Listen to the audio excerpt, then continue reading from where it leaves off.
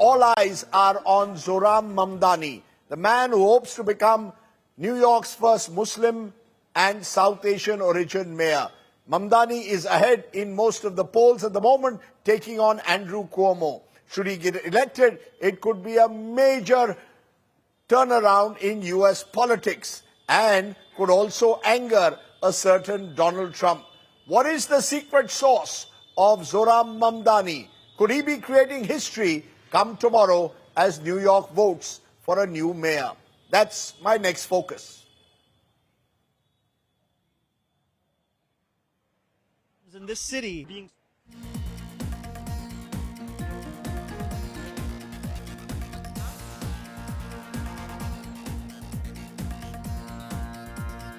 So what explains the Zohran Mamdani phenomenon in New York as the city goes to the polls?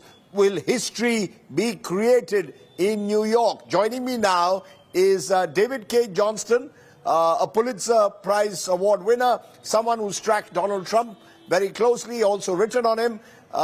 Appreciate your joining us, David.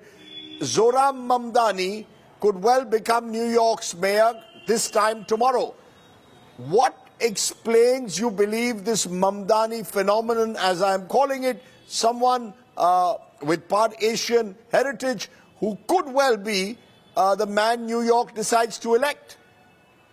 Well, it looks highly likely that he will win the election. And he's indicative of two, I think, important things that are going on in America.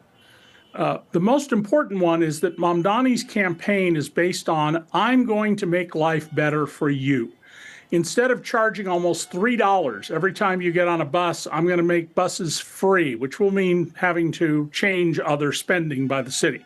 In neighborhoods that don't have grocery stores, we're going to have the city run grocery stores or subsidize them so people can get access to healthy foods.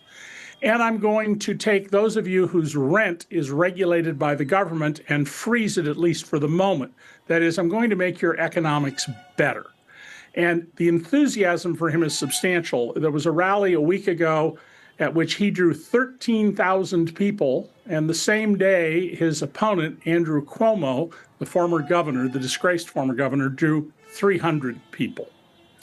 The other issue that's going on is that in New York City, at least, you don't have the successful appeals to bigotry, particularly anti-Muslim bigotry, that are becoming key components of the entire Republican Party and are, of course, pushed by Donald Trump.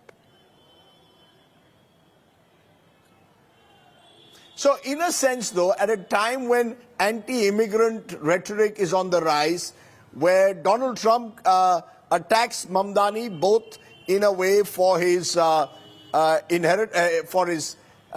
heritage, as well as the fact that he's attacked because he's called a communist by Donald Trump, you're telling me the fact that Zohran Mamdani is Muslim, that he is part Indian or of Indian origin, are not being seen in New York City as necessarily liabilities. New York is an exception in that sense. Am I right?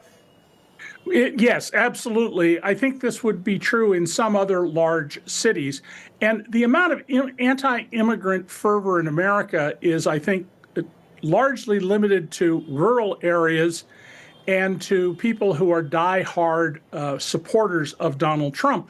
And as we're seeing with Trump's rounding up of people, throwing people to the ground, putting toddlers in diapers in zip ties, plastic handcuffs, there's been a great deal of backlash from this. This is not what people expected.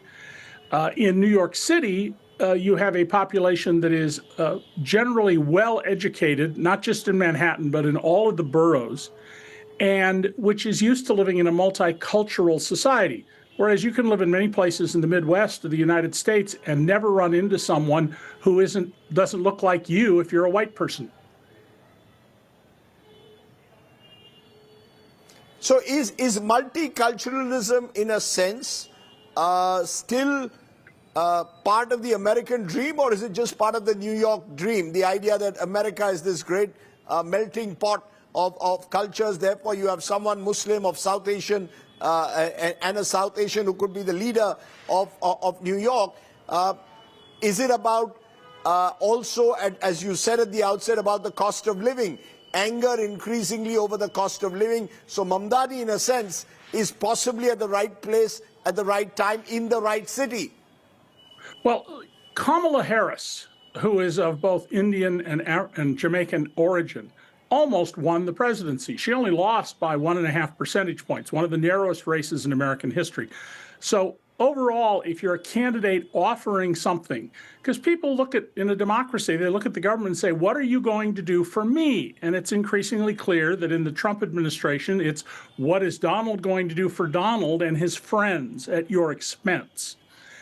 So I think nationally, while there is a lot of especially anti-Muslim bigotry, that is not the overall defining picture of what's going on in the United States.